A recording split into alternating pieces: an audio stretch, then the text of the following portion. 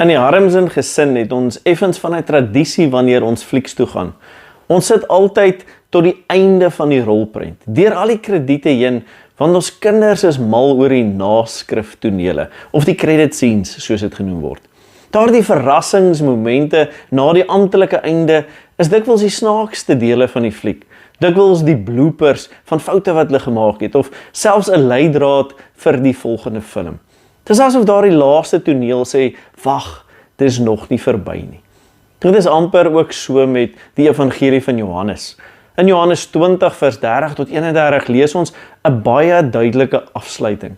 Jesus het nog baie ander tekens in die teenwoordigheid van sy disippels gedoen, wat nie in hierdie boek opgeteken is nie. Maar hierdie is opgeteken sodat julle kan glo. Die verhaal voel klaar, die boodskap is oorgedra, maar dan is daar Johannes 21. 'n hoofstuk wat van die vroegste tye af in die Griekse manuskripte verskyn het. Maar hoekom? Waarom nog 'n hoofstuk? Die antwoord lê in hoe Johannes begin het. Johannes 1 is 'n proloog, 'n inleiding wat Jesus se identiteit en missie daarstel. In Johannes 21 is die epiloog, nie bloot 'n naskriftoneel nie, maar 'n toekomsgerigtige oproep, 'n wenk dat die verhaal aangaan, dat God se werk voortgaan in jou en in my. Johannes 21 wys vir ons dat Jesus nie net uit die doodheid opgestaan het nie, maar dat Jesus in die alledaagse verskyn, op 'n strand rondom 'n vuur met vis en brood. Daar bevestig hy die roeping van sy disippels en stuur hy hulle weer eens uit. En dis waar Johannes 22 begin. Nie in ink of op perkament nie, maar in jou lewe en myne. Die evangelie is duidelik, God stuur jou en my. En nou vra Johannes van jou, hoe lyk jou lewe se hoofstuk 22?